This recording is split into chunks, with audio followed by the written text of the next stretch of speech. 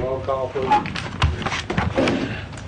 Yes, sir. Caddo Parish Commission meeting, August 9th. Roll call. Dominique Johnson. Present. Williams, Lynn, Bowman, Baker. Here.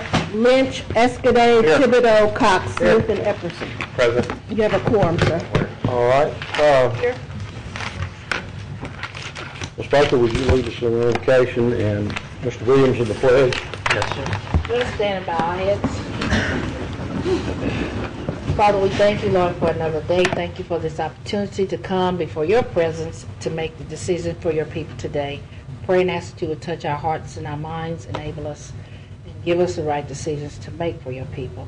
And Lord, we want to also continue to lift up our very own Commissioner Bowman as she's going through. Father God, we pray and ask that you would be with her and encourage her and strengthen her and keep her. Father, we thank you, we praise you, we lift you up, and we magnify your name. In Jesus' name we pray. Amen. Amen. Turn the faithful flag and render the proper salute and repeat after me. I pledge allegiance to the flag of the United States of America and to the republic for which it stands, one nation, under God, and liberty and justice for all. I had to do that. Make a feel like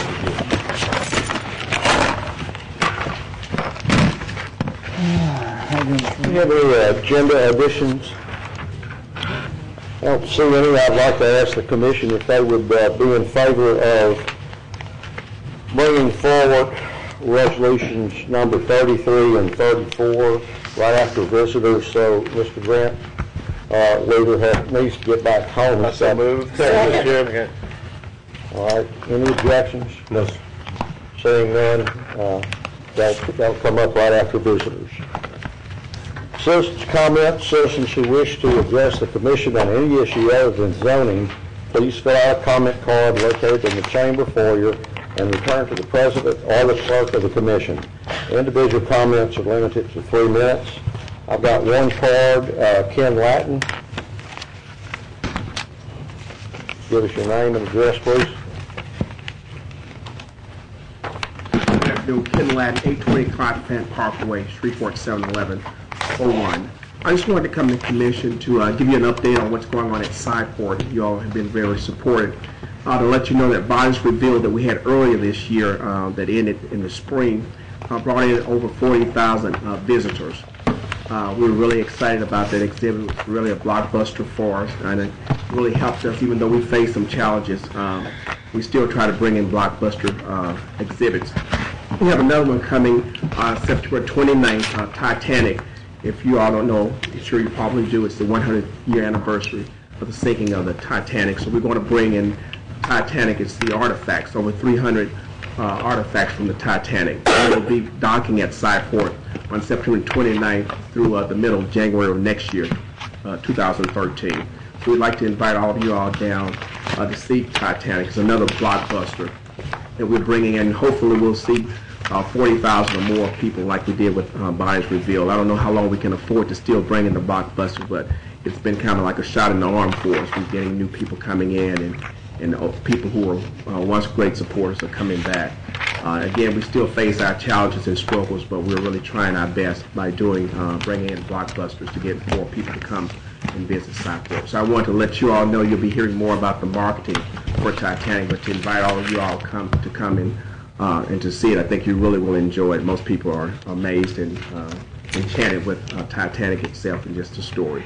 So I just wanted to give you all an update. Our summer has gone fairly well. This has probably been one of our slowest one in the last few years, but it's been a decent summer for us at Cyport. So I just want to thank you all again. Let Commissioner Bowman, I thought, should be here. The Cyport family, I want to say that we're praying for. If you would pass it along, we have sent our cards and flowers. We want to let you all know that we're praying for at Cyport as well. Thank you all. Thank you. Ms. Lynch, you had a request here? Yes, I wanted to make a motion to suspend the rules to allow Grant to go before visitor Brent Richardson comes, and let Grant go on and do his so he can. Any objections to that? Seeing none. Brett. Seeing none. My class. Grant, we'll wait for you. So resolutions 33 and 34. And we discussed this at the work session. Grant Schluter with Fullerton Bond Council. This is in connection with the $6 million of limited tax bonds or certificates of indebtedness that would be issued for capital improvements to the library system. I think you have a list of the projects that have been prepared by the library board and the estimated costs. The bonds would be secured solely by the library millage. The time schedule is such that if you grant approval to this tonight, we would proceed with State Bond Commission approval on September 20th, receive sealed bids for the purchase of the certificates at this commission on September 20th, the same day, and we would deliver the bonds November 1st, and funds would be available for the projects. Any questions, I'll be happy to answer them. Ms. Lynch? I'm not up there, Jennifer. Mr. Lynn? They're not for Mr. Schluter. Okay. Who are they for? I guess it would be for Dr. Heesen or for the I called the library board president, but I could not get her to come to the meeting. But I know there's a representative from the board. Whoever is qualified to answer questions needs to come forward, please. You swearing right here, Mr. Schluter.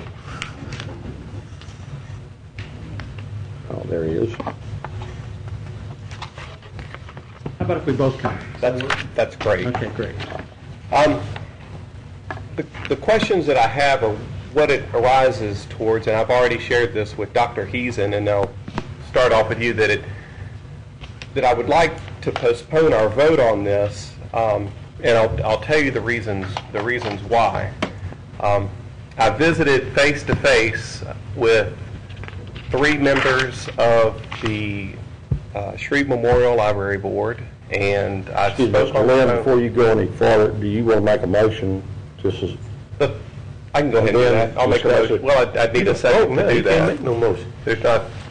Can't do that. He said only 5 sentences. But he had to order. He can't make no Go motion. ahead, continue. Robert rules that. You can't do all that. And so the people that I visited with expressed, I guess, the emotion of like a frog being boiled in a pot, where if you start off real slow, you can boil them to death, and if you just throw a frog into a pot of boiling water, it'll jump out immediately.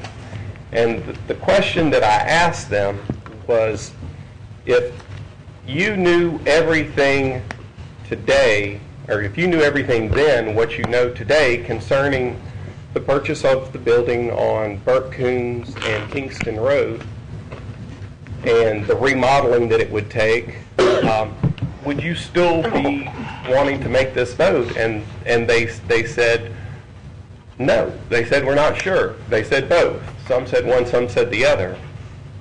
And they indicated that when they were first entertained to purchase that piece of property, that they were persuaded under duress to purchase it because they were told that the money would be lost if they did not make the purchase. And I know that it was purchased out of your bank account for $1.85 million.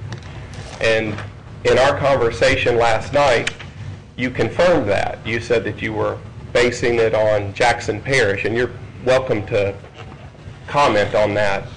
That if we did have that conversation or not. Yes, we did.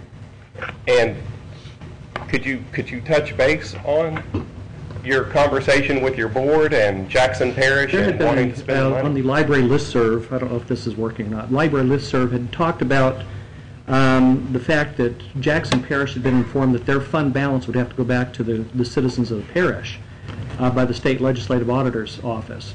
We were just following this on the listserv, and the state library got involved, and they involved, I think, the Secretary of State's office and the deputy governor, lieutenant governor. So they went and did battle with it, and after a period of about 7 months, they said, no, you don't have to. This is legitimate use of funds because you're still using it for library purposes, even though it's last year's money.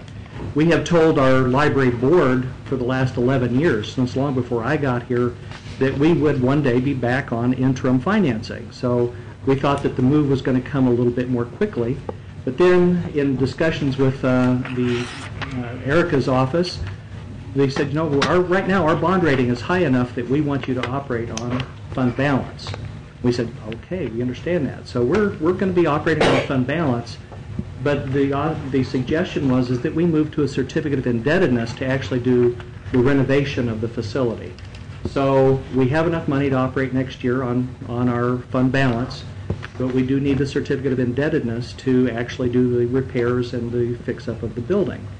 I thought originally that we would have a building that we could just move partitions into and, hey, everything would be cool. But then we started discussing the needs of the staff and started doing charrettes where the staff had the input saying, I have to have a space this big to turn a book truck in and all those little things. And it came to be a little bit more expensive than what we had originally proposed. The board knows the full cost. They've been informed twice, and they have taken a vote of the full board on 2 occasions, and it has passed both times.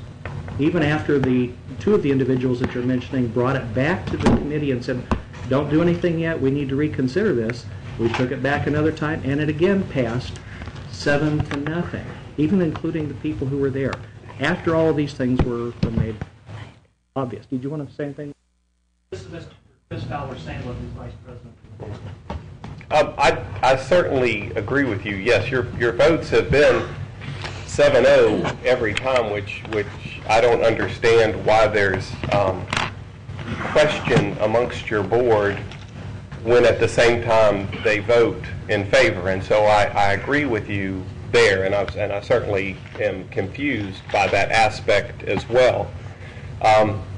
The minutes in the purchasing of the 3 different buildings, of course, one had oil contamination, one was in a flood zone, which of course left building number 3.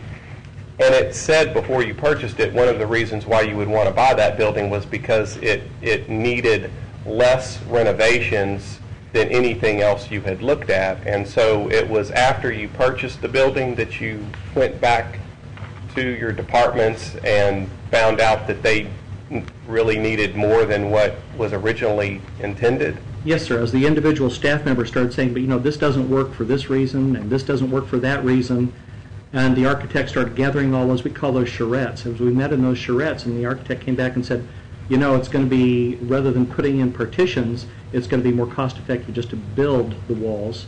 It was actually less per square foot to move to a building the wall than it was to put in partitions. And so by the time we got everything done, it came in more than what we'd expected, but it provides all of the needs that we have for the system. And by renovating a building, first of all, it's greener. I noticed you had something about green buildings on your agenda today. To renovate than it is to build from scratch. Building from scratch would run $150 to $175 per square foot, not including land acquisition. Renovation of a facility, we're planning this even with all the things that the staff needs at $114 without land acquisition. Now, when you put land acquisition in, the cost goes up for our building, a proposed $150 a square foot, and it goes up for the others to about $190 a square foot. Right, I came up with $197 a square foot to develop that piece of property, which it would seem that if you were able to do your charrettes and meet with the people and find out what you needed before you made the purchase, then you wouldn't be hung out on the limb to spend $4.2 million on a building. Where you could have looked for a building for $6 million. A square piece of land with nothing on it, you would hire the architect, and then the architect would come in and do charrettes with the staff or with the users to figure out what the users need in the facility. We did that. We did our due diligence. The property that we originally wanted was even further out, and I know your concern is that we're farther out from what you'd like us, but it was on Greenwood Road, the first one we looked at. We looked at about 20-some properties before we identified the 3 that were the most useful for a library system because they had things like loading docks. Right now, and you all heard this in your work session before you approved this as the actual purchase. And as you all have some documents in front of you that I've shared with you today, I've passed out to you. But it's again, we've already owned the land, we already own the property, And if we go back to square one, it's going to be probably between 5 and 6 years before we get into this facility. Meanwhile, we have these ongoing costs, inefficiencies and ineffectiveness in our system that dictate that we're not saving taxpayer dollars. The best way for us to move forward is to move forward today so we can get this approved and get the repairs done on the building without going into fund balance to do those repairs. I would never want to stop progress. However, the board members that I spoke with were comfortable delaying just to see if this was something that they really wanted to do. And I'd like to delay to meet with your board, for everybody to meet with your board, just to make sure, because they did express, and at the meeting last night, it was, I mean, everybody must admit, the three of us were there, there was quite a bit of discontent in your board. That wasn't all about the building, though, Mr. Lynn. That was other issues. Okay. And I think the building, again, one of those members that you talked with had a concern about how we were handling personnel costs for the coming year since we're out of fund balance. We've addressed those issues. She hadn't had time to look over from the mail that was sent to her in response to that issue. Once she looks that over, I'm sure that she'll find that those issues have been thoroughly addressed. And she'll be back on board. Now, the one board member has not been to either of the two board meetings, the one that you've spoken with. So I can't address that one. And again, I commend you for going ahead and bringing it to finance rather than paying cash out of pocket. And I understand and respect that you could do that at free will because you certainly have the vote. Anyway, I'll bring it to the motion. I move that we postpone this decision until our next meeting. I don't believe you can make the motion at this point. You've been speaking to it. Thank you. You can get back on the board and make it if you'd like. Okay. Mr. Williams?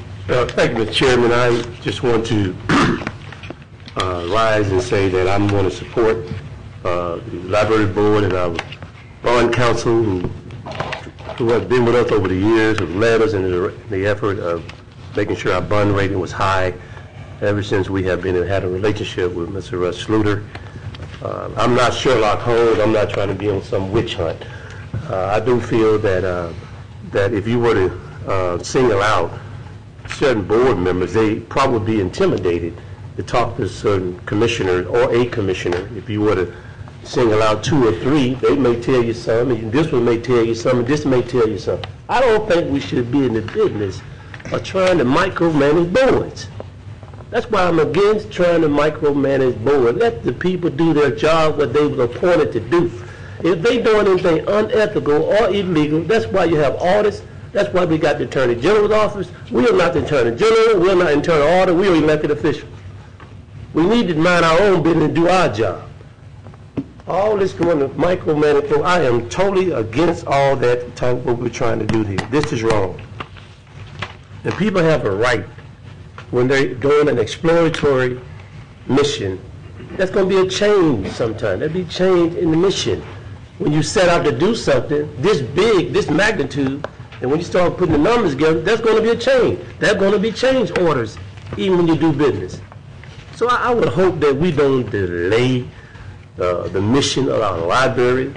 We're asking them to do more with less, and we always asking for to do less with more. Why should we be doing it in 21st? Everybody want to do less with more. Times have changed. We don't have rowboats no more. We have fiber optic, we have computers, we have technology. Times have changed. We got to change with the time we want to get in the game. A lot of people utilize our library more than ever in the history. They're utilizing our library because a lot of poor people don't have computers. They don't even have copy machines. They utilize the library. It's time for a change. I'm glad you're using the taxpayer money wisely. It's a worthwhile project, initiative, long overdue. Like you said, the downtown library haven't had any change or any renovation over the years. And part of this certificate of indebtedness is to address the roofing issue at the main library, because that has been existing for about 2 years now. The certificate of indebtedness, that's what it does. It allows you to do renovation and project. That's what it's there for. So look, let's not be Sherlock Holmes and be on these witch hunts. And we get huddle over the group of board members and say, tell us what's going on. We need to get out of business. We need to be elected officials and do our job. And I'm going to support it, that we continue move forward. Thank you. Ms. Lynch? I just want to make a motion to pass Resolution 33 and 34. Second. Want to speak to it? No. All right, Mr., you were the second, do you want to speak to it? Mr. Cox?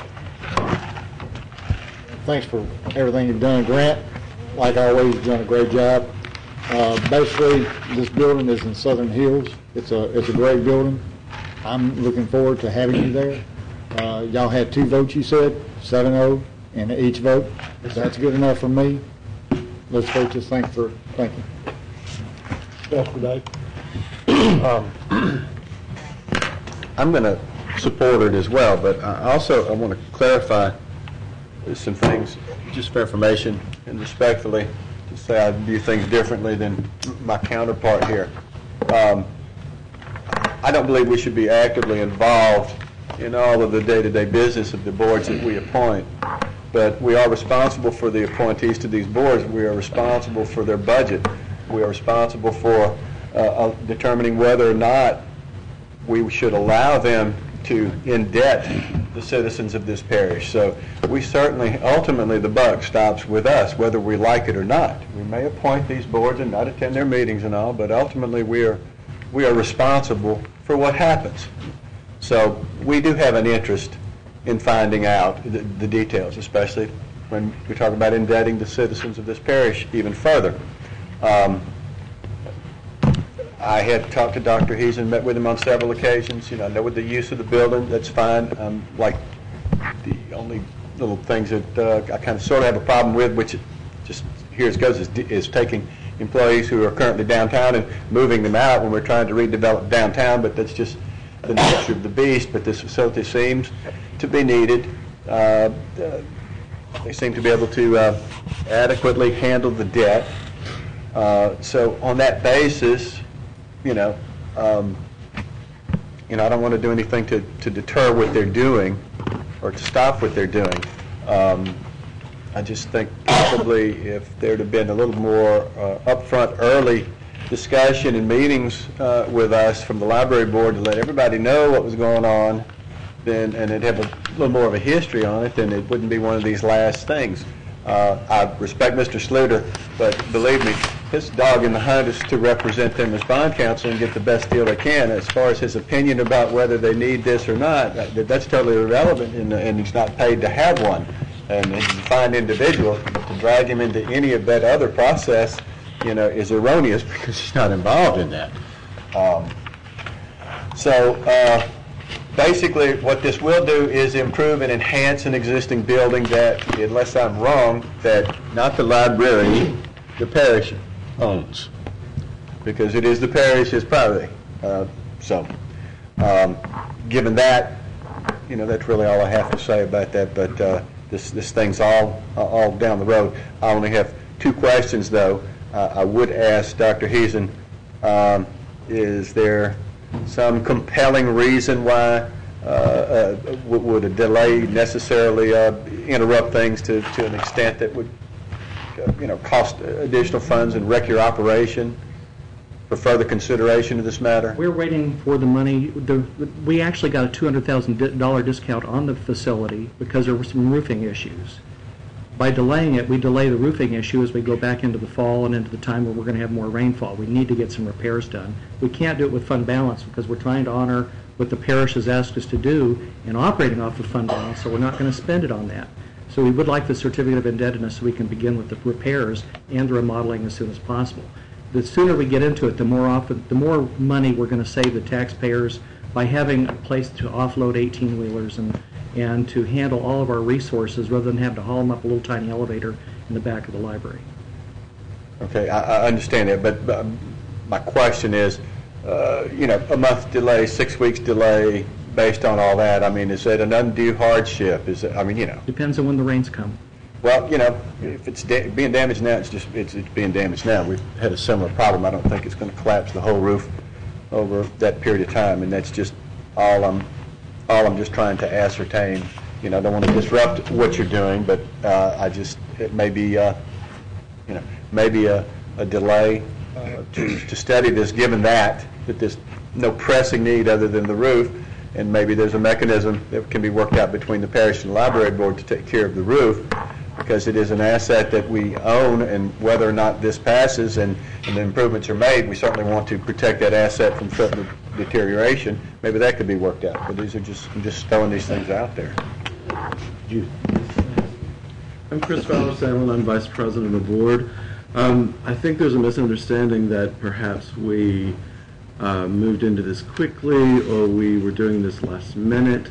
This has been a process that's ongoing for several years now, and we have communicated every step of that process through the Commission President, who is an ex officio member of our board. Every piece of paper that I get as a board member, you get as ex officio of our board. So every agenda, every set of minutes, every plan, every time we met to go look at the buildings that were in contention, you got those same documents. So this has been a process that has been going on in the daylight with due diligence for several years, and your commission has been involved from the very beginning. Thank you. Mr. Lynn? I'd make a motion to postpone the vote till our next meeting. I'll second it. Okay, we have a substitute motion made by Mr. Lynn and second by Mr. Escudé to postpone until when? Our next meeting. Our next meeting. Anyone want to address that? I have a question I want to ask. All right. Motion. I'm sorry. Did you want to address the No, I want to speak. Yeah, I got you to speak on okay. that motion. Did you want to speak to the postponement? Well, yes, Okay, go ahead. Well, I'm not going to be in favor of the postponement. I was president for 2011, and Dr. Heason came in. He did make this known to me also about this building. Matter of fact, we went out and we looked at it, we met about it, so I don't think it's anything that was just brought up. Now, let's see, who was president prior to me? I think John? John. Okay, I don't know how, but I know during my entire tenure that I knew about this building coming up, so it wasn't a hasty thing, and basically what I saw, I thought it would be an asset, so I will be against the postponement. Ms. Lynch? Yeah, let me ask Grant. I know you've given us a schedule, and I think but did you say that we were going to do a bond rating on this, or was it on something else? No, we do have to get a bond rating on this. Okay, and so with the time schedule that you gave us, would a delay, how would that affect? The next meeting of the commission is what date? 2 weeks. In 2 weeks. Which is which the day? 23rd and the 20. I don't know what the That's good. 20th and 23rd, I believe. I think we'll miss the State Bond Commission filing date for the September 20th meeting, so that would take us to the October State Bond Commission. This commission cannot sell the bonds till after that time, so we could sell the first meeting after the October meeting, and hopefully we'd be talking about delivering bonds and having them available in December. Thank you. And but all I can tell you right now is the interest rate, if we were selling it today, this bond issue would probably be in the neighborhood of 2 to 2.25%. Okay, thank you. Thank you, Grant. I mean, by me. All right, before we vote on either motion, it needs, the two resolutions need to be read. Ms. Reader, would you read those, please? Resolution number 33 of 2012, approving the issuance of not exceeding $6 million of limited certificates of indebtedness, Series 2012 of Caddo Parish, Louisiana, providing certain terms of said certificates, making application to the State Bond Commission for approval of said certificates. Resolution number 34 of 2012, authorizing the advertising for bids for the purchase of $6 million of limited tax certificates of indebtedness, Series 2012 of Caddo Parish, Louisiana. All right, thank you. Okay, our first one is a substitute motion to postpone. Cast your vote, please.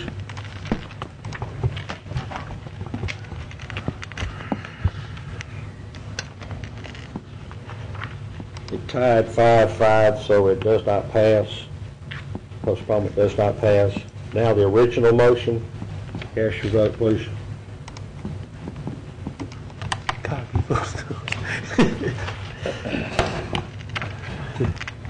Original motion passes 6-3. Mr. President, Yes. takes 7 votes to pass a resolution. That's 7. The majority It of is the 7. It's 7. That is All right, it's 7. It's 7. There was a late vote. Wake up, man. Well, maybe I can't count. I can't count. I can't. It is 7. It's 7-3. I'm sorry. All right. We'll Steve in. All right. We're now with visitors. Mr. Grant Richardson. Tom.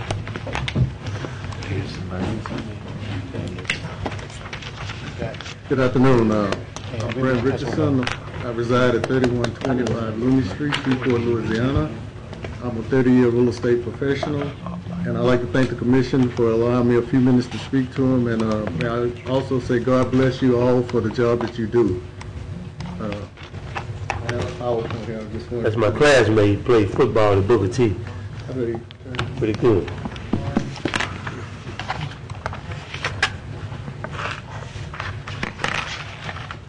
Where's the gentleman?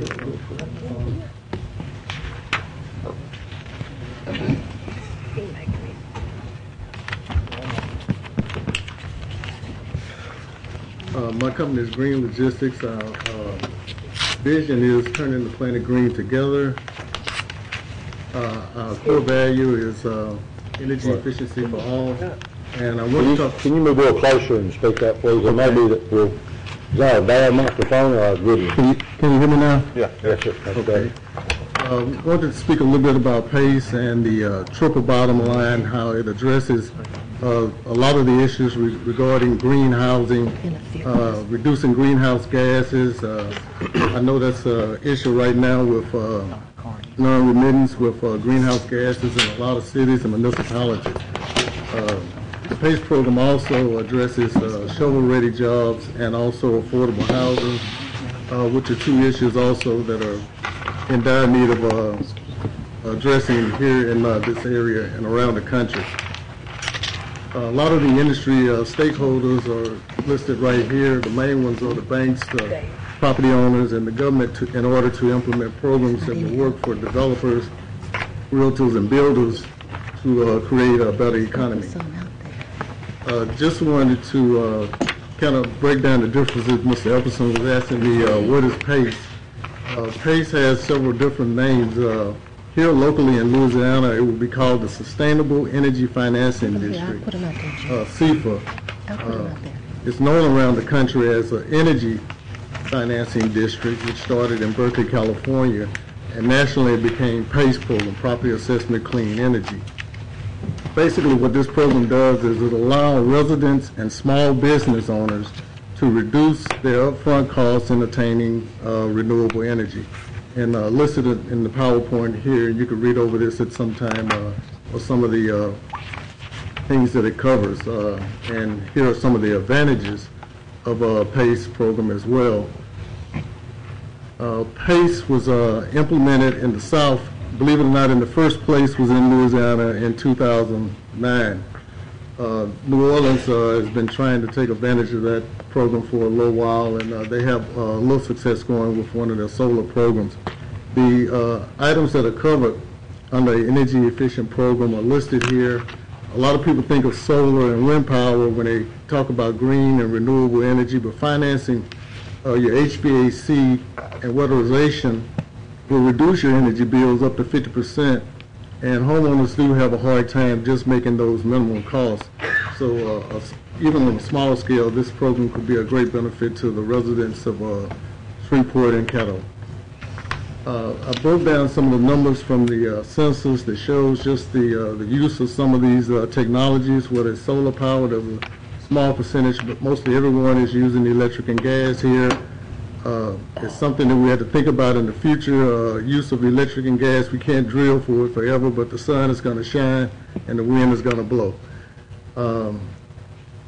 We feel like PACE would be a great benefit to this community if we start with residents that have no mortgages on their homes. And similar programs throughout the country. I know in Sonoma County last year they did over the last 3 years they did $57 million on homeowners' homes, and it was all local business to local business owners and local homeowners. I feel like we could have the same type of success here, starting with homes that have no mortgages on them. You see we have a great number, about 20,000. And that $57 million they did, I think that was with 600 homeowners in California. Our recommendation today is we'd like to see the parish pursue a PACE program here for small businesses and residents. Consider PACE in your economic development incentives with the city of Shreveport. I know they do have a couple of programs, Shreveport Energy Efficiency Division. We've had conversations with them. They are well aware of this program, and they agree that we need a program like this. There's also some other nonprofits that could benefit from a program like this. I know Habitat has issues with implementing new technology due to their financing. If they had another source of financing similar to PACE, it would make it easier to implement affordable housing and even community renewal with that building that they're trying to renovate. It also would benefit organizations like that. And PACE program is mainly about reducing energy and saving energy. And that's my presentation right now. And if you have any questions, I'll be glad to answer. Mr. Williams? First of all, I'd like to thank you, Mr. Chairman. Thank you, my classmate, Brent Richardson, the fantastic football player back then. I was a little, I can hit you now. I just want to commend you on your PACE initiative. It's a nationally known initiative to save energy here in America. Well, it's more so about the financing than the implementing the technology. There's no financing element out there. Like I said, I've been in real estate 30 years. The last time a homeowner had any program that would affect them was HUD's 503K program, I believe, and most homeowners, they just can't afford these technologies. The upfront cost is staggering. If you want to put a solar system on your home, you're talking about $25,000, and a lot of folks could use reduced electric bills, but that's a pretty big cost. So even like I was saying, just to weatherize the house and add an HVAC system to get rid of space heaters, you're talking about maybe a $10,000 investment. So that's a pretty good number, whereas if you were able to knock out the upfront cost, spread it out over a number of years, you could lower that cost initially for a homeowner, like rent-to-own system, pretty much. Well, before you leave, I would like the administration to get with you sometime and maybe do a proposal to see how the parish or the city residents of our community can benefit from what you offer. And does the state have to do any deregulation in order for you to participate, or what moves on a revised statute? Governor General, like I said, had signed a proposal in 2009 on the state level for, and it's in your proposal there, for Louisiana to implement a energy financing district. It's just up to local government now to implement enabling legislation for the residents for it to happen. Like I said, there are about 5 counties that I know of in 5 different states that currently have programs that are working well right now, despite some of the problems that PACE has had. Those programs the residents are benefiting, and they're creating jobs. Well, I like people to have options and choices, and if our staff, parish attorney, can get with you and see what it would take to create a district, energy district. That's what I want to know. What phase do we get to that point where we can see some more concrete? Because it's a lot for me to digest today, and hopefully I can get with you later on and learn more about what you're doing. Okay. See how can we benefit in Caddo. I'll be glad to share a proposal with you. Thank you, man. Ms. Lynch. Thank you, Brent. This is one of the things that has been being discussed over the last couple of years with the Green Economy Task Force. I think Ken Ward has been in some conversations, and I'm not sure. I guess Commissioner Williams has already said he wanted him to get with Woody, but we may need to at some point bring it before the Economic Development Committee to get more details on it as well. And I had a quick question for Daria.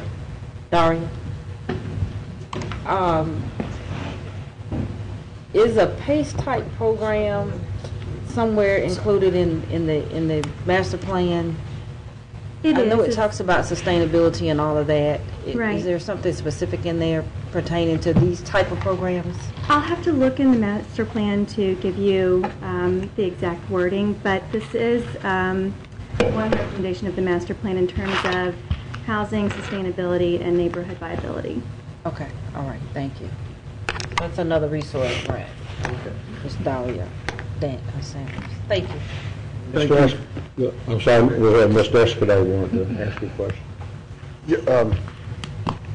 Mr. Richardson, thank you for being here today. Yes, sir. Exactly what is it that you would like from us? What's your ask? Well, I'm hoping that we could implement a program like this here to help the residents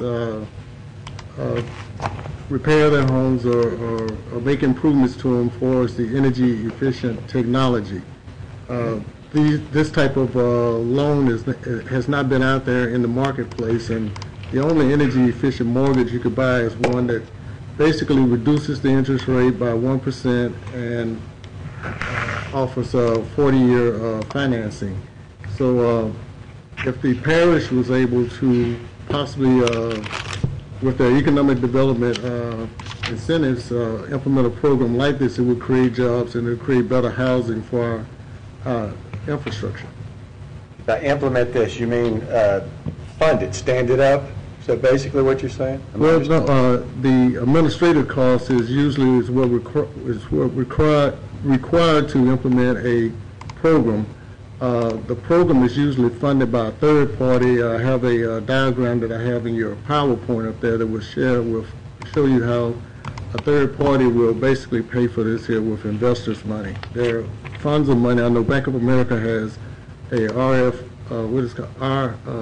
real estate investment fund that is about $18 million that they have investors that are willing to put into these type of programs.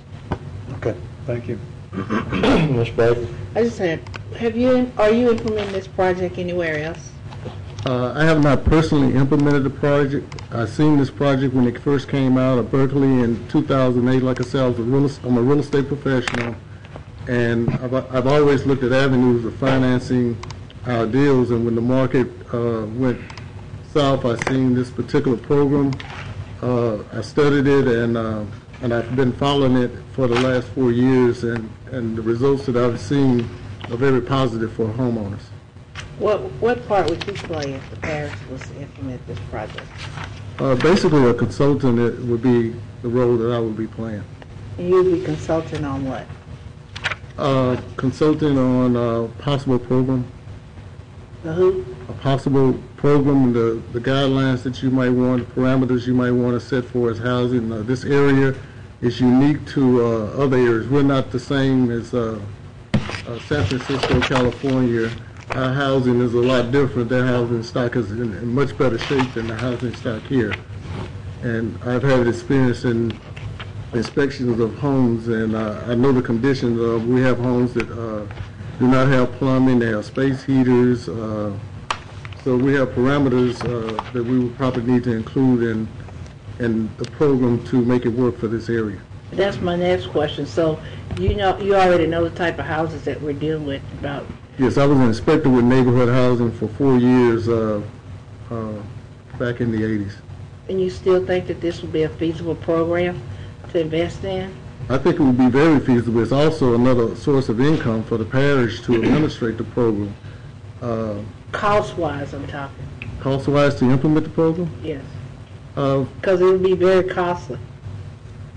Well, very costly for the return. I don't know if that would be, you're talking maybe $1 million to make hundreds of millions within the community.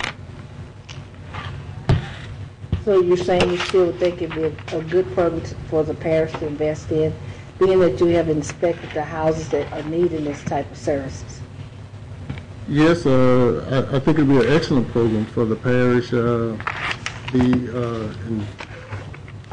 inspection process, there's possibly two ways you could do that. You can do it through design, your design phase, or homeowners themselves can implement, some of the repairs that they want to do. It's basically the homeowners are going to dictate what they want to do with the home in the end. Because it's their And my property. last question, will the homeowners be out of any monies? The homeowners will have to pay for this program. Okay. We're taking the upfront costs out of their pockets to where they could afford it. They're gonna have to pay for the program. It's not a giveaway. The parish is not gonna carry the program. They're just gonna initiate the program so that it can get started. Once it's started, it maintains itself. Like I say, it's gonna actually be another stream of income. Okay, thank you. Thank you, Mr. President. Any other questions? I have a question. Excuse me. Does the city have a program where I believe they spend millions of dollars a year to go in and do the installation and, to improve the quality of homes for low income so as to save energy? I'm not aware of the That's city. been I going know on that for there's quite a while. Community Action Agency has a program. They follow state guidelines. There are some problems with that particular program. They actually came in to do some work on my mother's home, and we were not satisfied with the work. We just asked them to leave, and we'll finish it ourselves because the work was not up to. They were doing some things that the code inspector actually came and shut the job down with the city of Shreveport. All right, I think I saw the first part of the presentation. You said this was primarily for homes that had no mortgage. Well, the PACE program is currently have some issues in Congress regarding who has first loan position with Fannie Mae and Freddie Mac. That issue they're probably going to lose because of the fact we have the right for special tax assessment. But even if they don't lose that argument, what I'm saying is the homes that have no mortgages on them does not affect loans in Fannie Mae and Freddie Mac. And these homeowners should have the option if they want to improve their homes that they're already paid for. Well, if homes are already paid for, then they could go to any bank and get a loan. The banks have other qualifications that some of folks do not qualify under. Their requirements do not let them qualify for loans.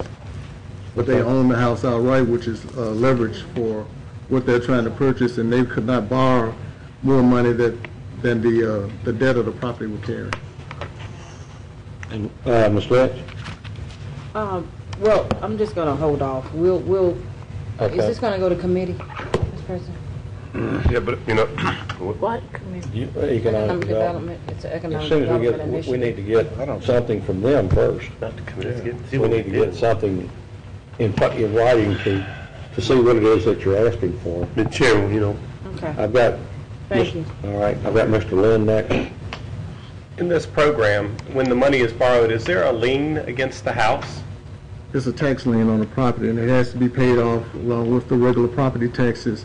That's also an advantage to some of the other lenders because if you invest in it, it's got to be paid off with the property taxes before the property is transferred.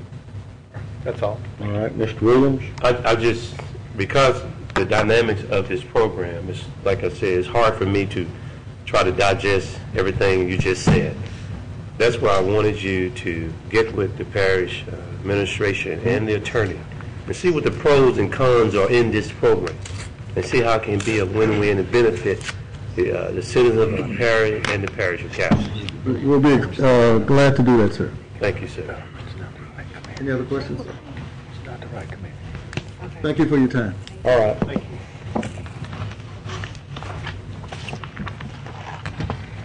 Hey, communications and committee reports. Yes, sir. President Thibodeau. We have two things today. First, I will make you aware of the intergovernmental consortium meeting tomorrow at 11:30 at the Independence Stadium Skybox for the school board, City of Shreveport, and Parish Commission. And we have agenda items that will be discussed tomorrow starting at 11:30. And we also at this time have a presentation we'd like to present.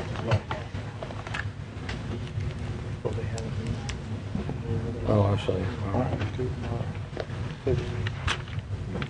Let me back up. We've got one person that came in that wanted to speak, and I'll let him speak right now. Tom Pace.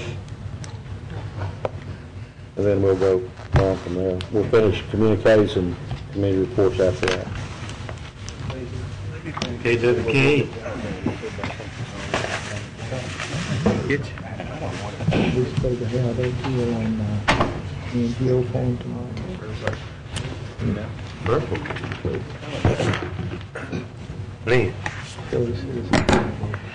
Thank you, Mr. President. I appreciate the opportunity to be here. And also, I send my wishes to Commissioner Bowman in her fight. And we're standing and praying for her through the Aquatic and Wildlife Education Foundation. So thank you so much for allowing me to be here. I'm here on behalf of the Aquatic and Wildlife Education Foundation. As you can see in the little packet I gave you, this organization's been around 20 years now, and the primary mission is to promote boat and water safety, education for the children in terms of wildlife and other safety programming. In 20 years, actually it's been about 22 going on 23 years, we've reached nearly 467,000 fifth graders across Shreveport with the programs that we do. And so what we have found is over the past 7 years that I've worked in as the media consultant, as the marketing person with the Aquatic and Wildlife Education Foundation, it's a 501c3, we've been giving out life jackets. And these life jackets are Coast Guard approved. They are normally about $24.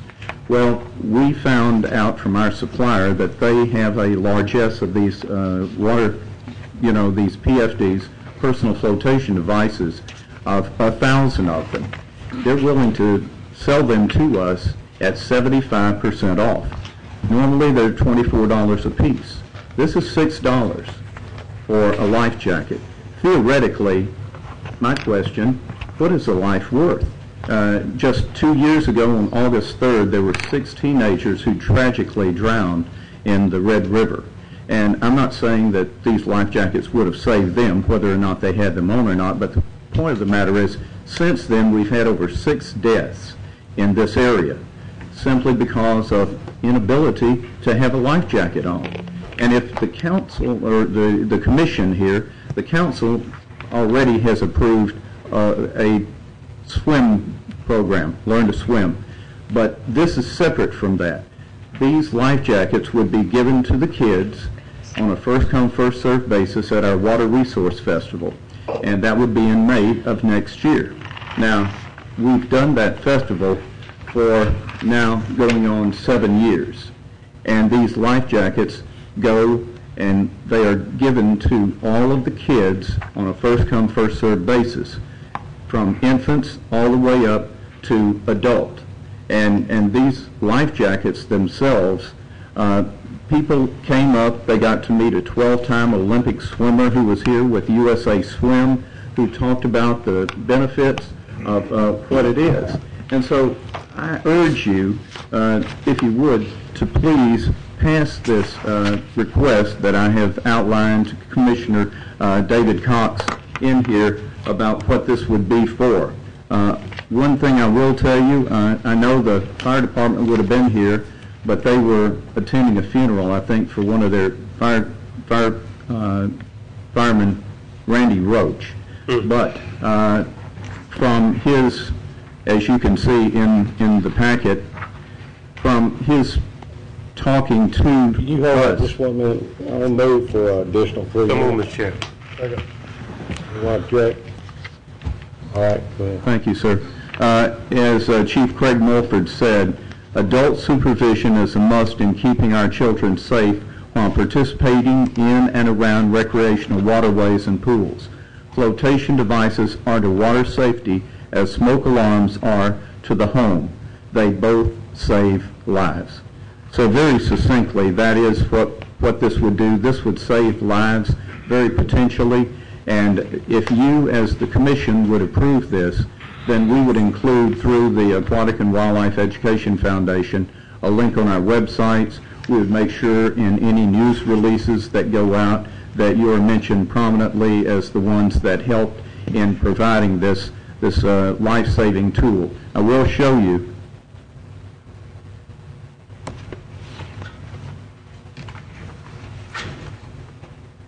We do work with the Corps of Engineers, and the building is, as you can see, is downtown at the corner of Clyde Fant and right there at Crockett Street.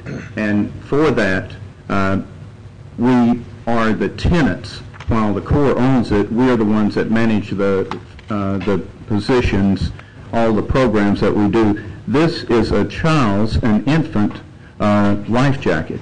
What's so cool about this is the new ones will keep the child's head afloat as an infant. Not all of them have that. Some of the others are just designed to meet the needs of whether they're youth or adult.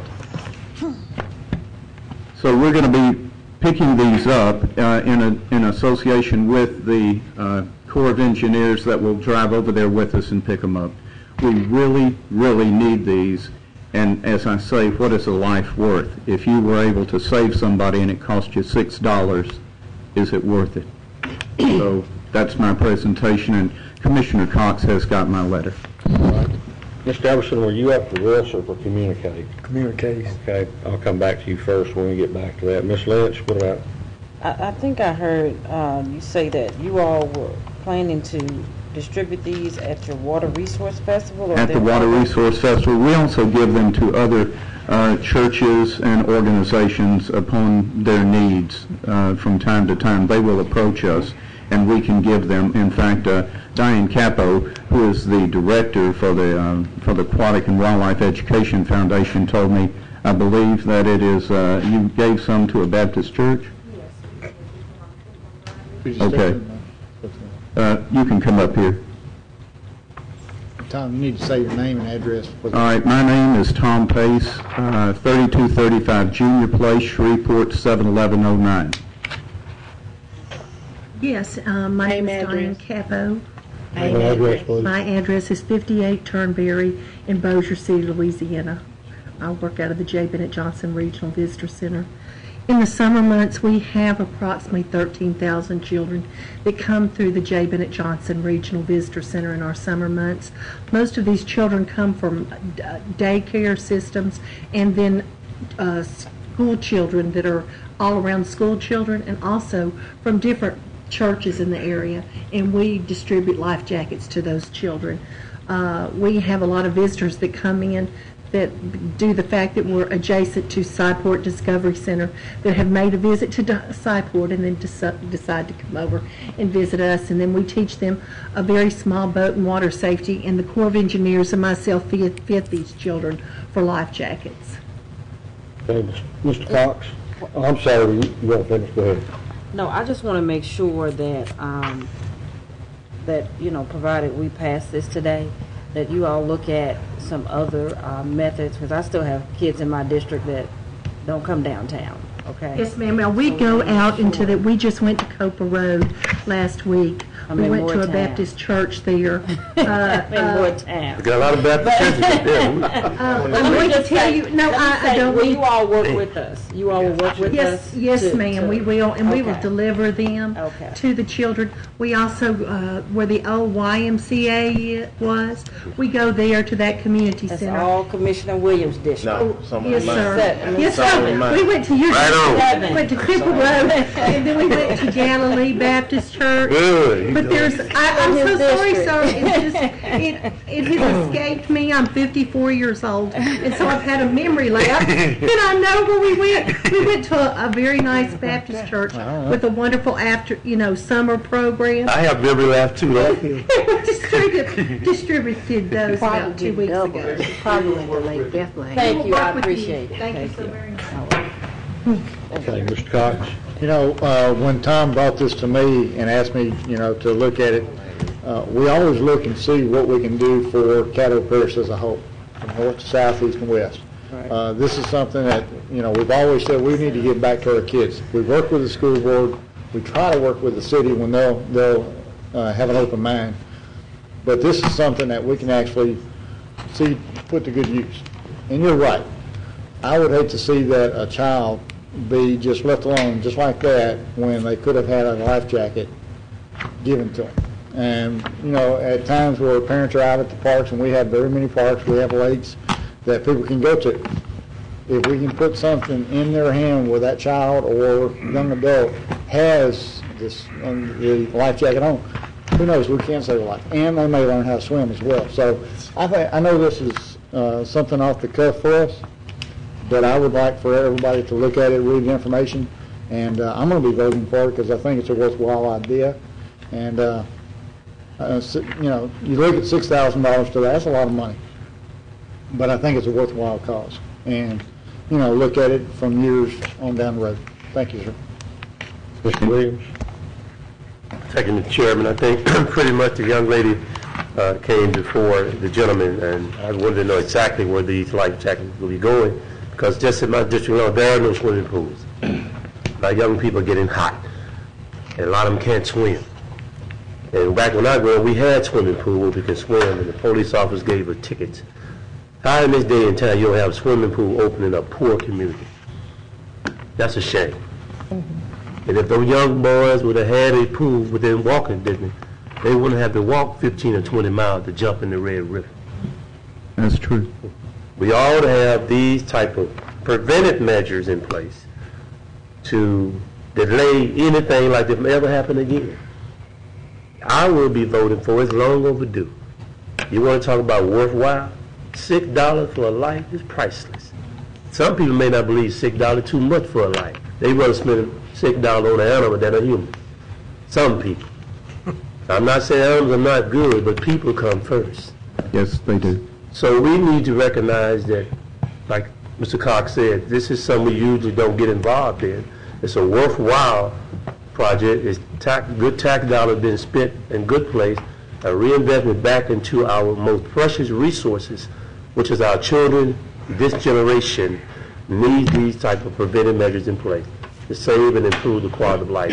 I'm a former Shreveport firefighter. I know what it's like to go in water and see a kid drown. I experienced it personally. They would have had a life jacket, they'll still be here today. So I will be supporting it and hope my other colleagues will support it as well. Thank you. Mr. Escobedo?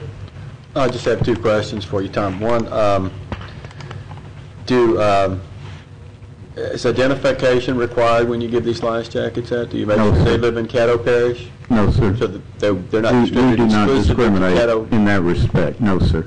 But we would be willing to, if the various commissioners wish, provide us a list of areas where you have children, and we would distribute a group of those life jackets to those areas.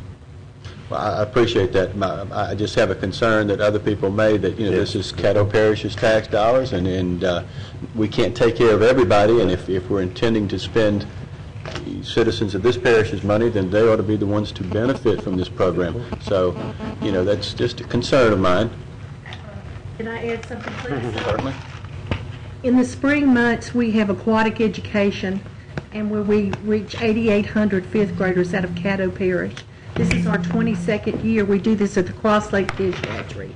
We disseminate 6 to 8 weeks of curriculum-based material in the classroom, and then they come to the Cross Lake Fish Hatchery in April and May. We also work in conjunction with Walter Jacobs out of our building. They come there. We could have a day that we open up to Caddo Parish School students to come there, and we could distribute these life jackets.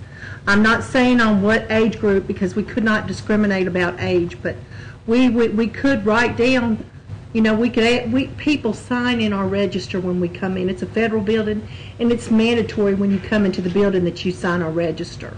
So we know where people are from, and the majority of people who contact us for school groups are Caddo Parish, due to the fact that we are in Caddo Parish.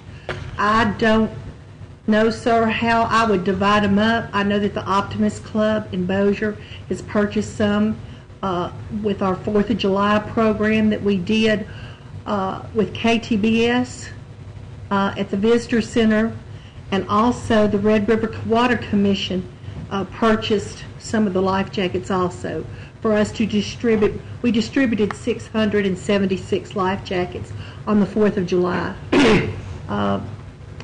We would do our best to distribute what you purchased to Caddo Parish. Okay, second question, and you can probably answer this.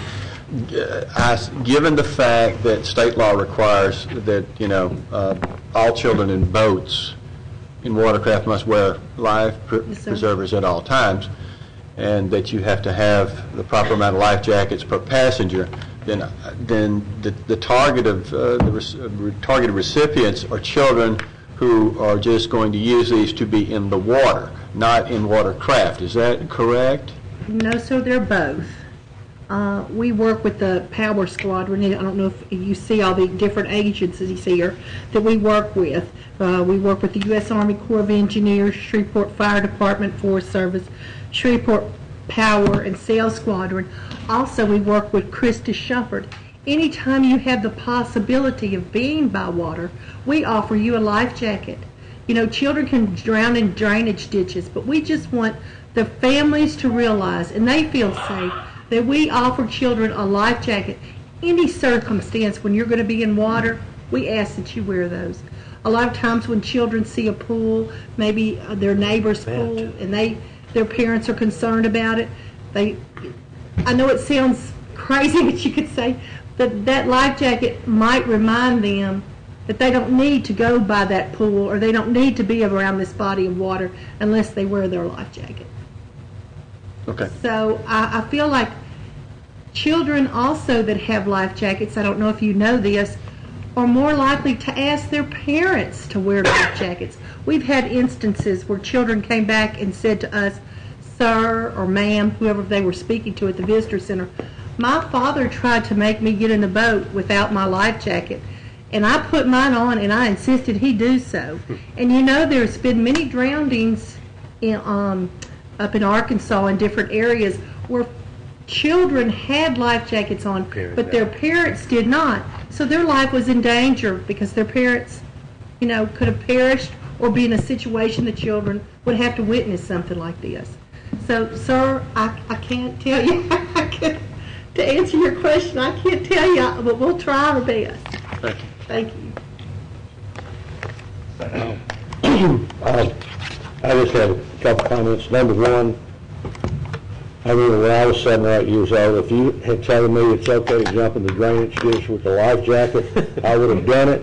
So let's not recommend that kids, it's okay if you jump in the drainage ditch as long as you have your life jacket on. No, sir, I'm sorry I gave that advice. Okay. But secondly, what you might, just a suggestion in order to get it in the hands of as many children as possible in Caddo Parish, perhaps you can say, and this is a suggestion, give it to all first graders in Caddo Parish. Right. And I know that you would probably need more than 1,000. You would. If you could get a count, maybe we could assist you in getting more money. But that may be a way to do it so that every first grader or every pre-K or every kindergarten student gets one. You want to start young, so that's just a suggestion, and so that everybody gets one. I think your point is well taken. I think this was just an inception to get it kick-started, sir. But I firmly believe that, and I know that Superintendent Dawkins would be all over that. If he didn't have to pay for it. You're right, sir. All right, thank you very much for bringing us this information. Mr. Epperson, I apologize to you for having to jump over. Do you want to speak and communicate? I think Mr. Wilson next. Oh, you still have something else? Come on. You stopped there. Well, you got big sense on this. Commissioners, before I begin to make my presentation, I'd like to remind everyone, tomorrow morning at 9:30, we have a public forum in this chamber to inform the citizens who use our NGO program on the new process change that occurred most recently in the updated forms. So tomorrow morning at 9:30, we'll be in here talking about the new form and answering whatever questions that may come up as a result of that change. Tomorrow morning, 9:30. Commissioners, I stand before you today to honor the 26 years of faithful and dedicated service on behalf of Mr. Keith McClone to the parish of Caddo. I'd like to call him, his wife up at this time.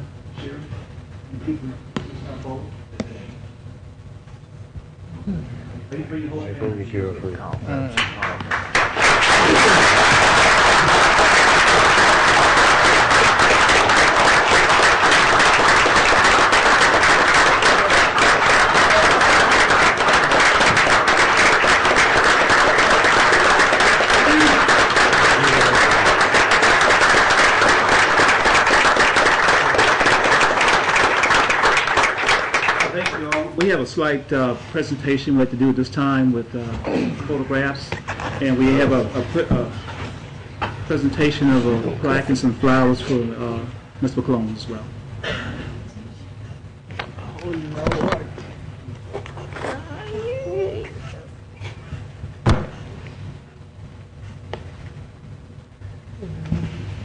Oh. What are you at? He raised his hand up here. Yeah, I did.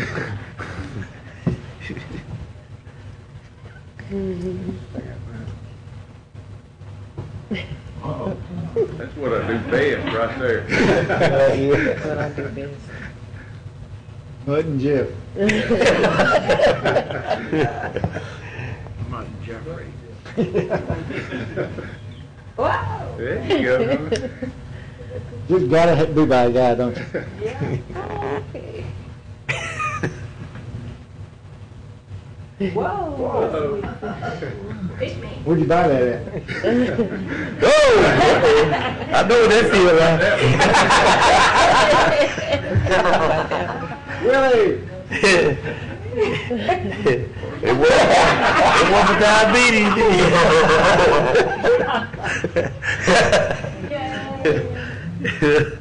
Oh. Oh my God. He wished that was his waist. That's John. That's you, John? Hey, who shot JR? Don't get mad, White.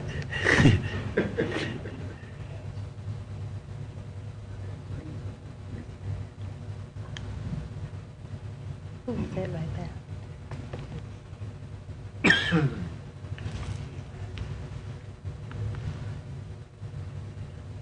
Who took that picture? That was in Tennessee.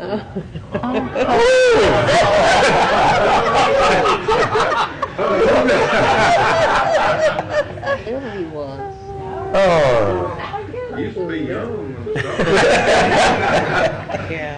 She still is young. They started out. Some of the grandkids. Okay. Right, that's the end of it.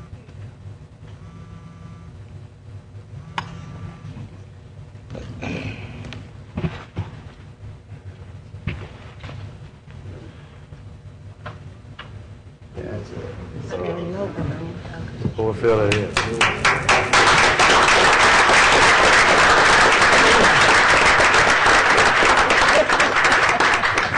Thank you, Charles. Commissioners, a wise man once told me that there are two kinds of people in life that you're going to meet. Those who give and those who take. And Keith's been a giver. And for the past 26 years, he's given his best every day that he showed up to Caddo Parish to work. And it certainly is indicative of all the things that he's been able to do for us over 26 years of work life. Also, Keith went about doing his job in a very quiet manner. You hardly ever know he's in the room. But the effectiveness and the results of what he did spoke volumes of him when he left the room.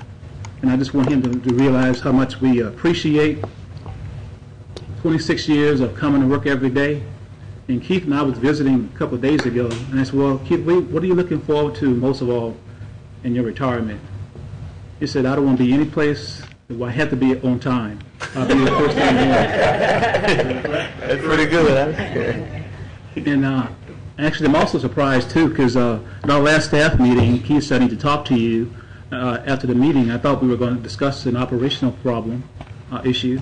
And Keith said, I think it's time to go. I've prayed about it, thought about it all weekend, and my wife and I came to an agreement that it's time for me to exit and leave on a good note. And he's doing that. And Keith's plan is to, he's a Harley Davidson enthusiast, and he's going to ride. He's ridden in 21 states, and he want to do all 50 states. So we're going to miss him sorely, and we believe that as he go forward, that he's going to continue to interact with people. And I was thinking about the leadership style that Keith has too. When we look up the term servant leader, I think we'll find a picture of Keith standing next to it, because he's that type of person, and he gives all his best that he has within him to the advancement of people, particularly his co-workers and his friends, and he's that type of leader. We'd like to give Keith a memento of our appreciation for his exceptional years of service at this time, and Jenny, come on up. And we have a plaque. I'd like to read it, and it says, Keith McClone, in recognition of 26 years of dedicated service to Caddo Parish Commission, the Facilities and Maintenance Department, and to the citizens of Caddo Parish. It has been a privilege and honor to work beside you. You have truly been an inspiration to us all. And this is from November 9th, the 9th of November, 1986 to August 17, 2012. And before I give Keith his plaque, I want to cover a couple of highlights of his career. Keith started actually on November the 9th, 1986 as a plumber. He was promoted on January 27, 1993 to the maintenance supervisor position in the courthouse. On March 3rd, 1996, he became the superintendent of buildings and grounds for the parish of Caddo. On August 30, 1998, he was selected as assistant director of building and grounds, and he was promoted to the facilities and maintenance director position on November 29, 2004. So Keith, on behalf of a grateful parish and commissioners, as well as the commission board, we'd like to give you a token of our appreciation for the job well done. Thank you. Thank you for giving us your best every day.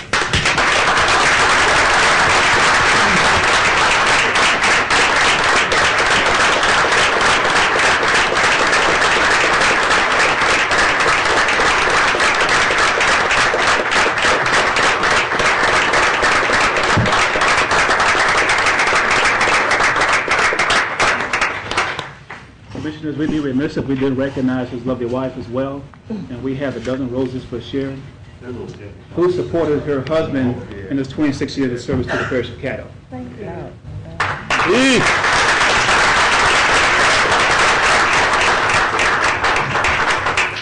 Thank you very much, Mr. Wilson, for the kind words.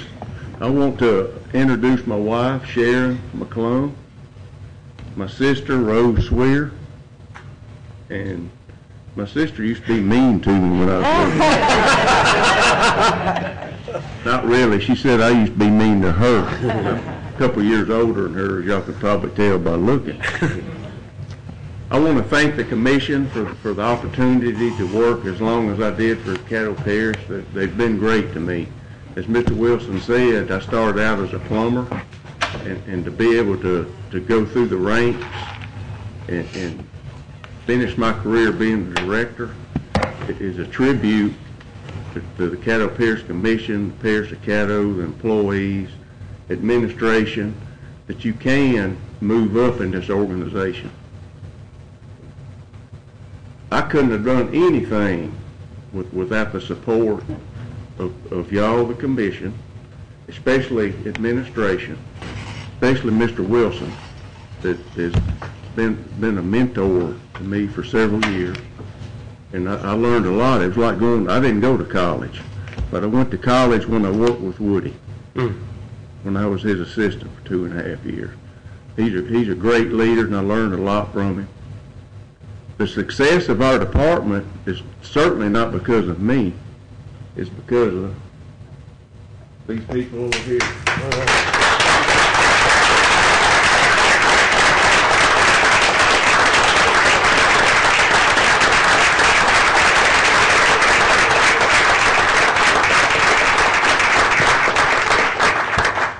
This is the greatest team that you could ever ask for, and I've been very blessed and fortunate to be able to be their leader. And the kind of leading I do is kind of from the bottom up. I don't lead from the top. I serve employees. That's just the way I've always done it. I've always tried to treat people like I want to be treated. And I'll leave in saying one more thing about my wife. Better say this. We've been married a long time, and when I was first supervisor, and Kevin can tell you how many times he gets called every weekend and night. This lady got woke up 2 and 3 and 4 times every weekend, just for years, and sometime during the week, and she never did complain, and I appreciate that.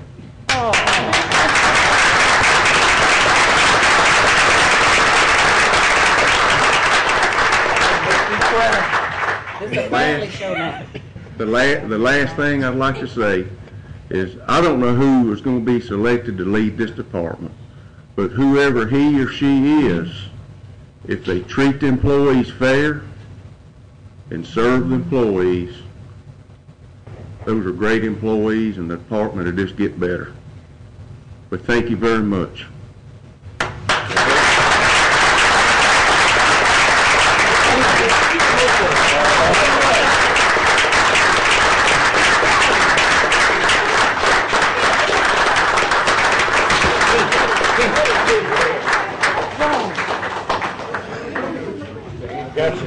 I got some names up here, Miss Lynch. Let me say, Keith, after a conversation I had earlier with someone, let me thank you for being one of the nicest white guys I know. All right. Where does that put us? Thank you, Keith. You saved them many a day. You know, I've had a few battles with a few directors at the parish in my 9 years, but I can honestly say that you and Mr. Raymond are two of the ones that I never had a day. Can't say I didn't give y'all any trouble, but certainly I've not had a day of trouble with in the 9 years that I've been here, and I want to thank you for that, and I appreciate your support in not making a difference in commissioners by personality or by geography or political party or any of that. I appreciate your fairness in that. You know, I'm sad to see you go. But I can appreciate you recognizing that it's time. You know, it takes a big person to be able to do that. And so we wish you Godspeed. And if you could influence Ted a little bit on that, we'd be all right. Some people don't know when to go home. I know there's a saying, and I'm going way off tangent here, but there's a story that Reverend Sharpton tells. He traveled with James Brown, and James Brown told him that it's nothing worse than when an entertainer doesn't know when to go off stage. And so just thank you for your 26 years. Thank you for your support that you've given not only to me, but I'm sure to all of the commission, to the citizens of Shreveport and Caddo Parish. Thank you. Thank you. Mr. Cox. You know, over the years, when we had certain issues like the jail that came up and renovations and the air conditioning ducts and all that, and we'd have our little meetings and you'd say, we'll handle it. When the roof came up on this building, we had our meetings with the city and the discussions came up and it got put back on us, and you and Mike said, we'll handle it. Then when bad weather came up and certain issues come up, and after it was all said and done, and we got a report either from the commission or the administration or Todd or anybody, and our team handled it. We could always depend on leadership. And you have shown over my 9 years leadership that will be sorely missed. And I appreciate you. Thank you. Mr. Jefferson, are you still waiting on communication? No, sir. I want to go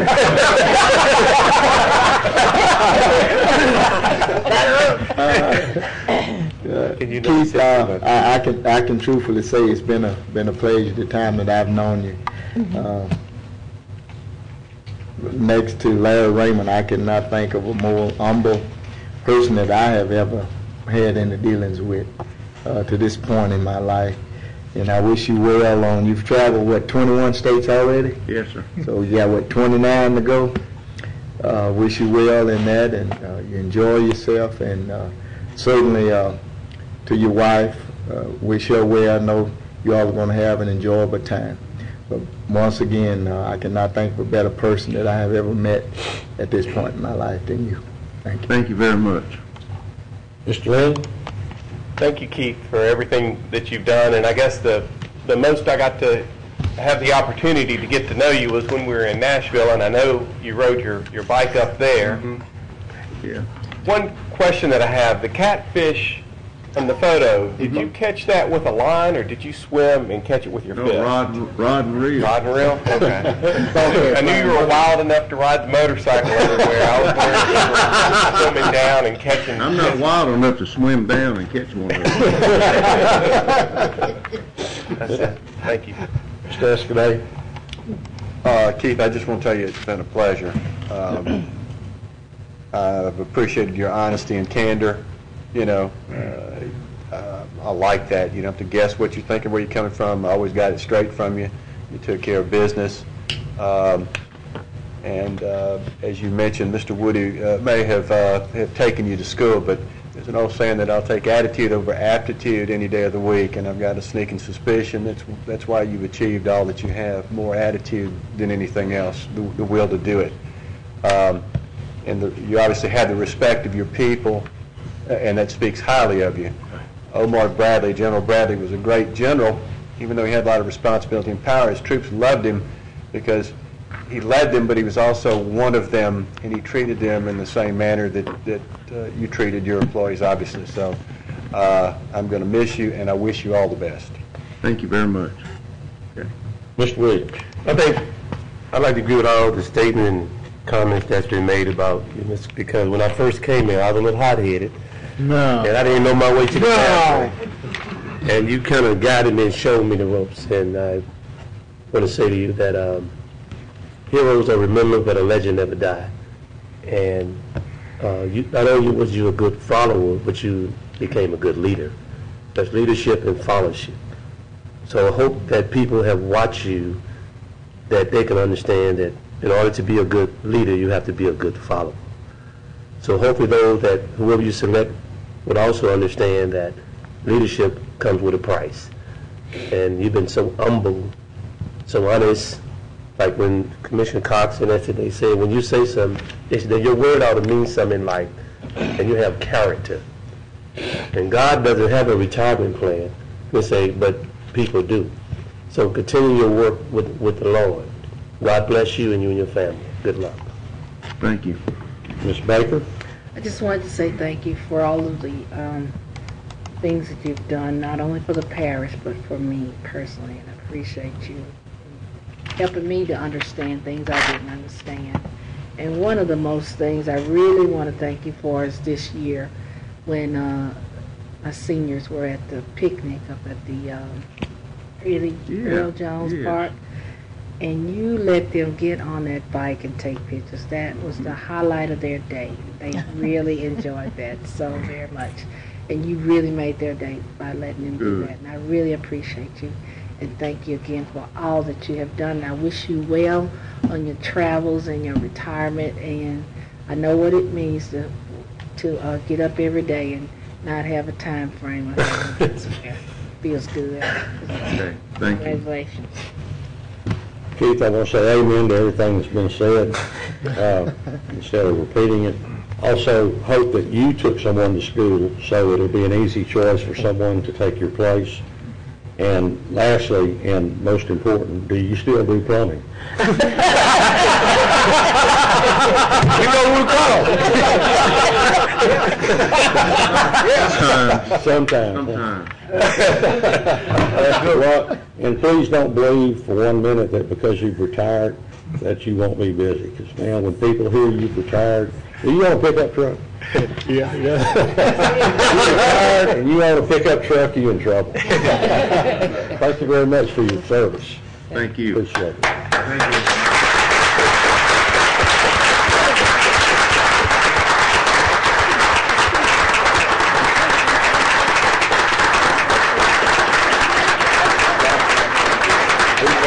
Taking a recess.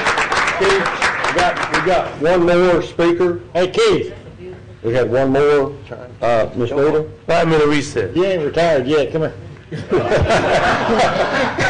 It'll take 5. Y'all don't know how to get somebody's attention. Get on back up there. I wanted to say, Keith, over here, that the staff that's under you, their kindness is just as Keith's is. I want to say that so the commissioners can understand something.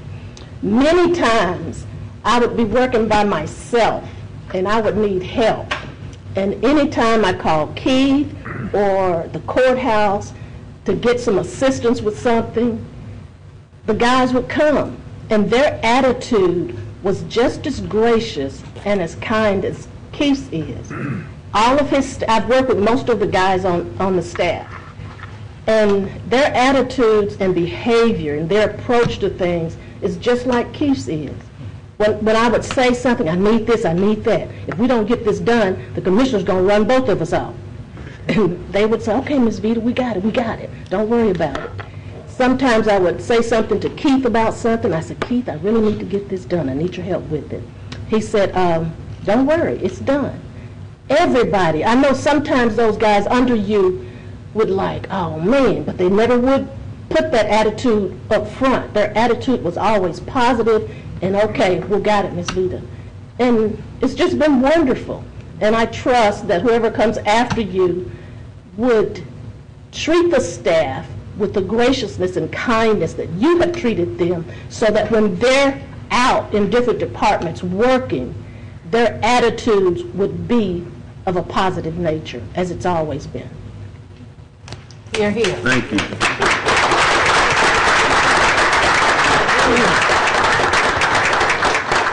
I might have learned my attitude from a lot of the employees that I work for.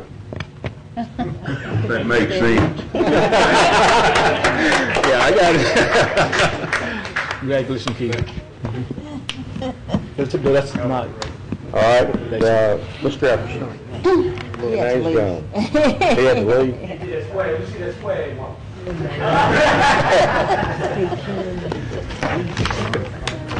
Any committee reports or other communications? Just on this Comcast, what is this? Can you explain this Comcast? You gave this to us? They're adding a new channel. Just changing the channel. Let me add a new channel, sports But, channel. are you aware that they also added more prices to these channels? A lot of the people I know, their bills have went up almost 80%. Commissioner Johnson and I spoke about it a couple of days ago. Well, we need to try to get the Public Service Commissioner or somebody from them to come and explain why they going up on these rates like they are. That don't make no sense. Service. I know, but you know, these people on fixed income. They need to, everything run by cable. You can't have a TV without cable. That don't make sense. These people are poor, they're on fixed income. You're going to run their bill up 80%. Hide fees, hidden fees, you know, that ain't right. They need to come up and explain that. If they wrong, the Public Service Commission, Attorney General need to get on them for what they're doing. Price gouging these poor people, that is wrong. I said we get to come to the next work session. Yes. Mr. Johnson? Johnson. Okay, Mr. Lynn? I wanted to repeat what Mr. Wilson said, that tomorrow morning at 9:30 a.m. there is a tutorial on the NGO application form, that if you have any organizations that you know of that are submitting one, please call and invite them to attend the meeting if they have any questions. That's all. Me too early. After this meeting, we are having our policy and procedures meeting, so. All right. So the only thing I have on President's report is if you have any concerns regarding the Charter Review Committee, please turn that information in to Ms. Vita or turn it in to Todd, for the next meeting. The next meeting will be next Thursday at 11:30. They're moving along pretty quickly. They've already almost gone through the first three parts. So, anybody that wants to come to the meetings is certainly invited. If you have something in particular that you want to speak about and you want to make a presentation to them, then please schedule that so that they can get that information. It's next Thursday at 11:30, and they probably have 2 or 3 more meetings left. Yeah. All right, let's do this next. Adopt minutes of regular meeting held on July 5th. So moved. Second. Moved by Ms. Lynch, second by Mr. Lynn. Cast your vote, please.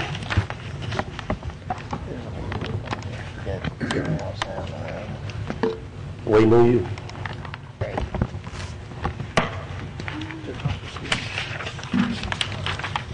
We got what, 1, 2, 3 people out? That passed 9-0. All right. Next item. Adopt minutes of special meeting held on July 26th. So moved. Second, Ms. Lynch, second by Mr. Williams. Cast your vote, please.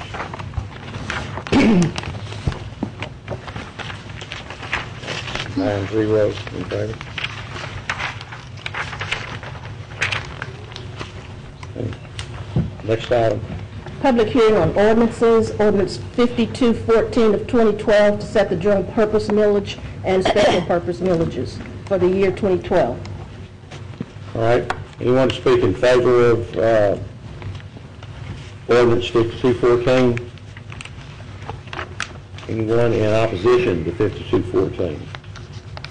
Okay, that public hearing is closed. Ordinance number 5215 of 2012, setting the parish millage for the purpose of paying principal and interest due in 2012. Anyone to speak in favor of ordinance 5215? In opposition? Call that one closed. Ordinance number 5216 of 2012 to adopt the values fixed or to be fixed for assessments on railways and other public service corporations. Anyone to speak in favor of 5216? Anyone in opposition? Right. That public hearing is closed. Ordinance number 5217, setting the assessment of properties classified as timberlands and to instruct the tax assessor to include said assessments on the tax roll of the parish of Caddo. Anyone to speak in favor of 5217? In opposition? That's closed. Ordinance number 5218 of 2012 to amend the budget of estimated revenues and expenditures for the oil and gas fund and the capital outlay fund in the amount of $300,000 for construction and improvement of water lines. Anyone to speak in favor of 5218? Opposition? That closes that public hearing. Ordinance number 5219 of 2012 to amend Chapter 26 of the Code of Ordinances for speed limits for McDaniel Drive as a local traffic-only road. Anyone to speak in favor of 5219? You're going to speak in opposition? That public hearing is closed. You have ordinances for final passage. Ordinance number 5214, setting the general purpose and special purpose millages. So moved. You like to what? Have a motion by Ms. Baker to englobo what? Which ones? Ordinance number 5214 through 5219. Second. All right, can we get, we got the wrong, Speak, but it wouldn't do it. yeah, we got the wrong screen up here. So I can't tell who wants to speak, okay? So I've got, Ms. Baker, you made the motion, do you care to speak? I made the second. Yeah, second. And you got the second, all right. No. All right, Mr. Cox, your second. Ms. Lynch? Yes, I just have a quick question on 5218. Do we have a lawsuit on that? Or is there something, I'm just trying to remember. Is there some litigation surrounding that? We have a lawsuit on the project on, what's the name of it? Goldsberry Road, which was heard last week, and we're in the process of briefing it. There's nothing in the lawsuit that would inhibit the commission's ability to go ahead and act on this ordinance. I mean, if the plaintiff were successful in the lawsuit, we'd be enjoined from undertaking that project. And he's raised the issue of the sufficiency of the petition. Okay, thank you. I see no other speakers. Cast your vote to get the logo.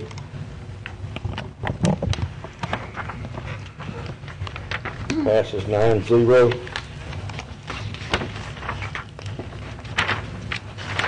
All right, Ms. Stevens. Ordinances for zoning ordinances for introduction by title. Zoning case appeal P712 in regard to ordinance number 5221. Belcherry Land Company is the applicant and appellant. The request is to rezone property located on the west side of the 7900 block of Shreve Park Road, 1,744 feet south of Tal Drive, lots 2 and 3, Shreve Hills Commercial Subdivision, Unit 3, from I-1 Light Industry District to RMHP Residence Mobile Home Park. There will be a public hearing on this zoning case appeal and ordinance August 23rd. Zoning case P812 in regard to ordinance 5222. The applicant is Hawkeye Sheet Metal LLC. The request is to rezone property located at 4936 Highway 71 North on the east side of Highway 7 North, 9,466 feet north of Wedgemar Drive, from B2 Neighborhood Business District to B2E Neighborhood Business Extended Use District, limited to sheet metal fabrication only. There will be a public hearing on this zoning case in ordinance August 23rd as well. Zoning case P1012 in regard to ordinance number 5223 of 2012. OK LLC is the applicant. The request is to rezone property located at 2800 Stone Creek Drive at the end of Stone Creek Drive, 200 feet north of Osprey Drive, from RA Residence Agricultural District to R1B Suburban 1 Family Residence District for proposed family single residences or other uses within this classification. This zoning case will also be heard August 23rd. Okay, next business. Ordinances for introduction by title. Ordinance number 5224, amending the budget of estimated revenues and expenditures for the Riverboat Fund in the amount of $35,000 for Facts of Life program for 2012. Ordinance number 5225, amending the budget of estimated revenues and expenditures for the Riverboat Fund in the amount of $6,000 for aquatic and wildlife education for Youth Jacket Giveaway program. Ordinance number 5226, to relocate polling place for precincts 28 and 67 from the West Shreveport Elementary School, 2226 Murphy Street, to Galilee Baptist Church, 1500 Pier Avenue. Ordinance number 5227 of 2012, declaring adjudicated properties to be surplus. All right. Work session minutes, ratify the work session minutes of August 6th. We don't have those finished, sir. All right. Resolutions, resolution number 35 of 2012, stating the Parish of Caddo's endorsement of the General Electric Company through its GE Energy Operating Division to participate in the benefits of the Louisiana Quality Jobs Program. Second. That moved by Ms. Lynch, second by Mr. Williams. Let me say that we certainly appreciate GE for continuing their operations here. They were slated to move those operations to Mexico, and Commissioner Epperson wanted me to convey his appreciation for them choosing to stay here. Cast your vote, please. That passes 9-0. Next resolution, please. Resolution number 36, stating the Parish of Caddo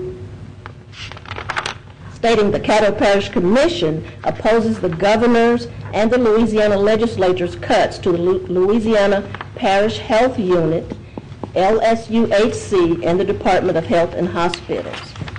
Second. Moved by Mr. Lynch, second by Ms. Baker. Guess I can't get it. Ask your vote, please.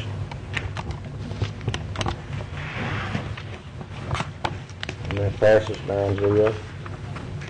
Resolution number 37 of 2012, stating the Caddo Parish Commission opposes the Port of Caddo Bossier Governing Board rolling forward with property millages in 2012. So moved. Second. Moved by Mr. Espadate, second by Mr. Cox. Ask your vote, please. I have a question. I have Mr. Williams. Well, thank you, Mr. Chairman. After careful thought and consideration, the other day, I'm going to support Commissioner Escadade's request on resolution number 37. But I do want to say that I hope in the future that, well, I do know some of the liability falls on us to make sure that people that we appoint on boards and commissions utilizing the taxpayer money wisely. But I don't want to start overextending myself to micromanage boards and commissions in the future. That's why we appoint competent people to be able to manage those boards. And when we feel that they are not in compliance, that we feel they're not communicating with the commission or the president of the commission, then at such time I can see where we need to overextend our jurisdiction. So I just hope we don't start reaching out too far. So with that said, I'm going to support resolution number 37 at this time. Thank you. Mr. Escadade. I'm just thanking Mr. Williams for that and ask for your support. I believe I would like for everybody to know, I think Ms. Bryant had a corrected figure on how much revenue this would bring in. Ms. Bryant, what was that? Yes, Commissioners, the total revenue that will be brought in from the millage would be $6,060,000, which is an increase of $52,406 over what the current millage brings in. So I think I told you all about 400,000. That was incorrect. It's more like 52,000 because it is a millage that covers both Caddo and Bossier Parish, and Bossier's assessment actually went down. The difference is actually 52,406. Okay, so I just wanted everybody to know the accurate figure. They will roll forward, and it'll generate them an additional $52,000, and which actually makes my point that I made Monday, even more poignant, so to speak. They have $28 and $29 million excess cash. They've got tons of money. They're loaded with assets. I just don't believe the bad will that this will create with the voters in the image of the parish to do this just because they can for $52,000 that they don't need and they can't quantify need, when in fact their renewal for their tax that they survive on is going to come up in a few years, and I'm sure they're going to fully expect citizens in this body's support. I just think symbolically at this time that this is an easy pass for them. So I'd ask for your support on this. Thank you. Ms. Lynch? John, he just answered my question. Mr. Johnson? Yes, I was also reading where our levy board is also doing the same thing. They're rolling forward on taxes as well. I read that in an article, I think it was Wednesday or Thursday, that they're planning to do the same thing. And there was only one person on that board that was actually in opposition of doing that. So there's another board out there that's doing the same thing that the port is also proposing to do. On interest. All right. Mr. Williams? Okay. Mr. Smith? I continue to support the port. Of course, I know Eric very well and know his training. And here again, we have a board member on the board who supports it. I think a lot of good things are happening out there. I think a lot of good things can happen out there. And I know it's tough to raise taxes, but our port's in competition with other folks too. And we need to support the port, and it's part of the supporting, and so I'm going to support it. Mr. Escadade? Once again, just to point out, the small insignificant amount of this And, if you really want to look at, they'll probably spend this in travel alone. If you ever looked at their travel, then that'll give you a good idea of how much money is spent out there. So, they're never going to miss this. It's just bad timing, bad will, and I think they ought to just consider not doing it. Mr. Cox. I want to echo what Mr. Escadade and Mr. Williams and other commissioners have said. At a time when we've done so good for this parish as far as watching progress, whether it be in the port area, out in the industrial parks we have, we try to work with everybody we can. You don't go out and ask for something you don't need, plain and simple. They do not need it. By asking for it now, I think they need to reconsider at this time, because down the road, they're going to need something, and they're going to need it bad. And this will be looked upon by not only voters, but elected officials as well. And I would say vote your conscience. Thank you. Any more speakers? Cast your vote, please.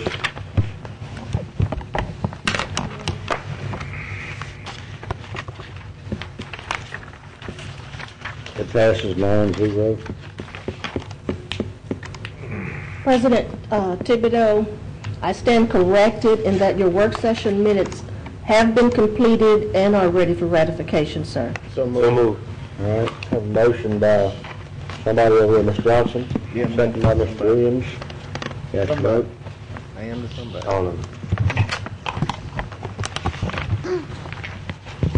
And that passes 9-0.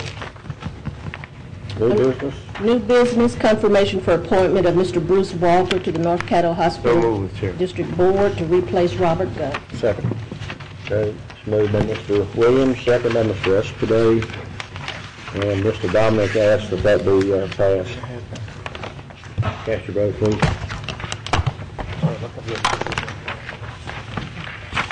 Passes 9-0. Any other business? Move to adjourn. We're adjourned.